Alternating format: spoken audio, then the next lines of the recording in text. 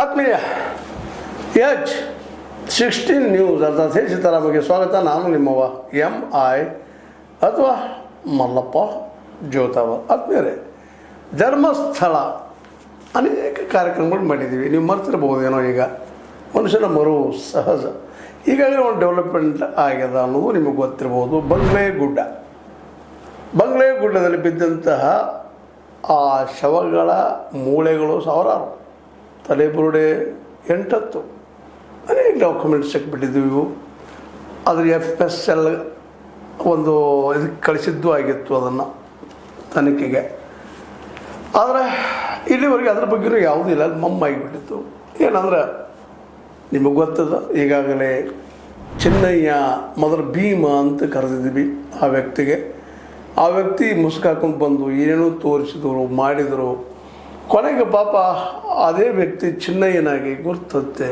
ತಾನು ಹಿಂದೆ ಹೇಳಿದಂಥ ಹೇಳಿಗಳೆಲ್ಲ ಸುಳ್ಳು. ಇದ್ರ ಮೂಲ ಕಾರ್ಯಕರ್ತರು ಈ ಹೋರಾಟಗಾರರು ಅಂತೇಳಿ ಹೋರಾಟಗಾರರ ಮೇಲೆ ಹಾಕಿ ಒಂದು ವಿವಾದವನ್ನು ಸೃಷ್ಟಿ ಮಾಡಿ ಮುಚ್ಚುವಂಥ ಕೆಲಸ ಮಾಡಿದರು. ಅದ್ರ ಕುರಿತಾಗಿ ಇವತ್ತಿನವರೆಗೆ ನಮ್ಮ ಸಿದ್ದರಾಮಯ್ಯ ಸರ್ಕಾರ ಏನು ಮಾಡಿರಲಿಲ್ಲ, ಮಾಡೋ ಸಾಧ್ಯಗಳಿಲ್ಲ ಅನ್ನುವಷ್ಟರಲ್ಲಿನ FSL ವರದಿ ಬಂದು ಬಂಗ್ಲೆಗುಡ್ಡದಲ್ಲಿ ಮತ್ತು ತನಿಖೆಗೆ ಆರಂಭ ಮಾಡಿದ್ದು SIT ಅನ್ನುವಂಥ ಸುದ್ದಿಗಳು ಮತ್ತು ಪುನರ್ ಸೃಷ್ಟಿ ಮಾಡಿ ಯಾವ ರೀತಿ ಆಗಿರ್ಬೋದು ಏನು ಅಂತ ಅನ್ನುವಂಥ ದೃಶ್ಯಗಳನ್ನು ಸೃಷ್ಟಿ ಮಾಡಿದ ಮೇಲೆ ಏನಾಯ್ತಪ್ಪ ಅಂದ್ರೆ ನ್ಯೂಸ್ಗಳು ಬಂದ ಮೇಲೆ ಇನ್ನೂ ಇದು ಅದಪ್ಪ ಜೀವಂತ ಅಂತೇಳಿ. ಯಾಕಂದರೆ ಈ ದೇಶದಲ್ಲಿ ಬಹಳ ದೊಡ್ಡ ವ್ಯಕ್ತಿಗಳನ್ನ ಕರ್ಕೋತೀವಿ. ಆ ವ್ಯಕ್ತಿಗಳ ಏನಾದರೂ ಕುಕೃತ್ಯ ಮಾಡಿದರೆ ಮುಚ್ಚೋಗೋದು ಹೆಚ್ಚು. ಎಲ್ಲೋ ಒಂದು ಅಕಲ್ಪ ಸಿಗ್ತಿರ್ತದೆ. ಅದರಲ್ಲಿ ನಮ್ಮ ಪ್ರಧಾನಿಯವರ ಏನಪ್ಪ ಮೊಮ್ಮಗ ಸಿಕ್ಕಿರ್ಬೋದು ಒಳಗ.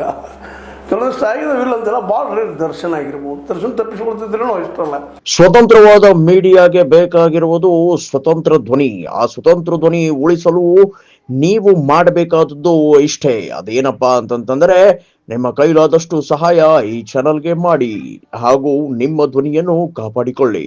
ಆದರೆ ಅವರು ಅತಿಯಾಗಿ ತಾವೇ ಸಾಕ್ಷಿಗಳನ್ನು ಕೊಟ್ಟು ತಾವೇ ಸೃಷ್ಟಿ ಮಾಡಿದ್ರಿಂದಾಗೆ ಸ್ವಲ್ಪ ಒಂದು ಮಾಧ್ಯಮವನ್ನು ಸಹಿತ ಅದು ದೊಡ್ಡ ಒಂದು ಎಲ್ಲ ಮಾಧ್ಯಮ ಮಾಡಿತು. ಅದರ ಪ್ರತಿಫಲ ಇವತ್ತು ಏನಪ್ಪ ಅಂತಂದ್ರೆ ದರ್ಶನ್ ಅವ್ರಿಗೆ ಬೇಲ್ ಸಿಗ್ತಾಯಿಲ್ಲ 1 ವರ್ಷವರೆಗೆ, ಅದು ಆಗಿದೆ. ಆದರೆ ಇವತ್ತೇನಾಗಿದೆಪ್ಪ ಈ ಬಂಗ್ಲೆಗುಡ್ಡ ಸಲುವಾಗಿ ಅಂದರೆ ಮೇನ್ ಮೀಡಿಯಾ ಇದೊಂದು ಷಡ್ಯಂತ್ರ ಅನ್ನುವಂಥದ್ದು ಈ ಹಿಂದಿನ ಸರ್ಕಾರದ ಉಪಮುಖ್ಯಮಂತ್ರಿ ಆದಂಥ ನಮ್ಮ DK ಶಿವಕುಮಾರ್ ಅವರು ಈಗ ಮುಖ್ಯಮಂತ್ರಿ ಆಗಲಿಕ್ಕೆ ಹೊರಟಿದ್ದಾರೆ.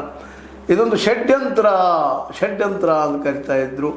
ಇಲ್ಲಿ ನಡೆದಂಥ ಘಟನೆಗಳಿಗೆ ಸೌಜನ್ಯದಾಗಿರ್ಬೋದು, ಬಂಗ್ಲೆಗುಡ್ಡದ್ದಾಗಿರ್ಬೋದು, ಅನೇಕ ಘಟನೆಗಳಾಗಿದ್ದು, 100 ಅಲ್ಲ. ಅದೇ ಕಾಲಕ್ಕೆ ನಮ್ಮ ಉಗ್ರಪ್ಪನವ್ರ ರಿಪೋರ್ಟ್ ಆಗಿರ್ಬೋದು, ಎಲ್ಲವೂ